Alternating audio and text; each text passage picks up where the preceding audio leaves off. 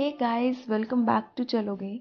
तो आज की इस वीडियो में हम जा रहे हैं सबसे खूबसूरत, सबसे शांत फूलों की घाटी यानी वैली ऑफ फ्लावर्स में, जो उत्तराखंड के चामोली डिस्ट्रिक्ट में बसी हुई है।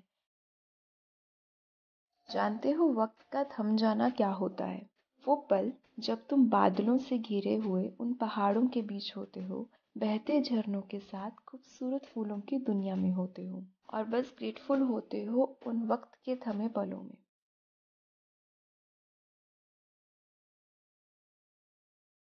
Valley of flowers Govind Ghat से जाया जाता है, जो कि बद्रीनाथ के रास्ते में आता है।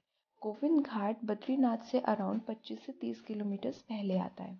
तो अगर हम बात करें वैली ऑफ फ्लावर्स की ट्रैक की, तो गोविंद घाट से आपको पुलना विलेज जाना होगा। पुलना गांव तक आप बाई ड्राइव करके बड़े आराम से जा सकते हैं। पुलना से वैली ऑफ फ्लावर्स के बेस कैंप यानी घांगरिया तक का ट्रैक अराउंड 10 किलोमीटर का होता है।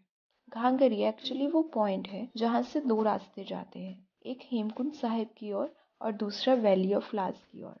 घांगरिया से वैली ऑफ फ्लावर्स के स्टार्टिंग पॉइंट का ट्रैक अराउंड 3.5 किलोमीटर होता है। एक्चुअल में valley of flowers total 8 kilometre लंबी है, लेकिन वैली के अंदर सिर्फ 3 किलोमीटर तक ही जा सकते हैं, उसके बाद जाना अलाउड नहीं है।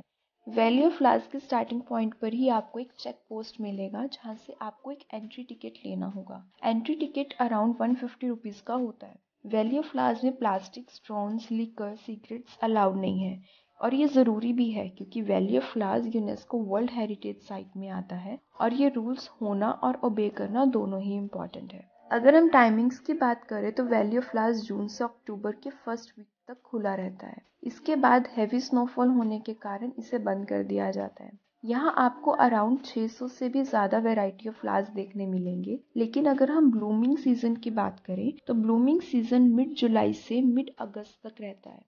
लेकिन ये वैली ऑफ फ्लावर्स खुद में ही इतनी सुंदर जगह है कि आप जून से सितंबर के बीच कभी भी आ सकते हैं।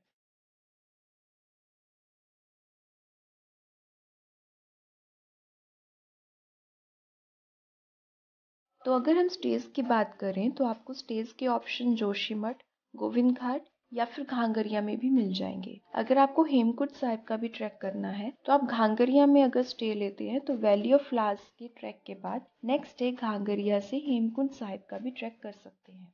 तो अगर हम बात करें आप गोविंद घाट तक कैसे पहुंच सकते हैं, तो आपको पहले ऋषिकेश आना होगा।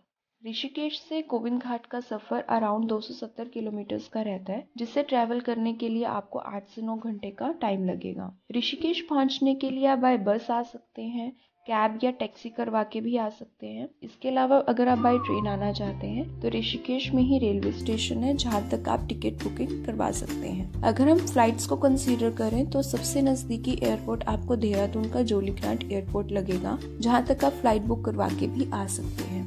तो दोस्तों, ये थी वैली ऑफ फ्लावर्स के बारे में कुछ खास जानकारियाँ। इसके अलावा अगर आपको कोई और डाउट्स हो तो कमेंट सेक्शन में कमेंट करके पूछ सकते हैं। अगर आपको ये वीडियो अच्छा लगा, please hit the like button and share with your friends and family members. तब तक के लिए keep wondering, keep impressing the wonders of nature. नमस्ते।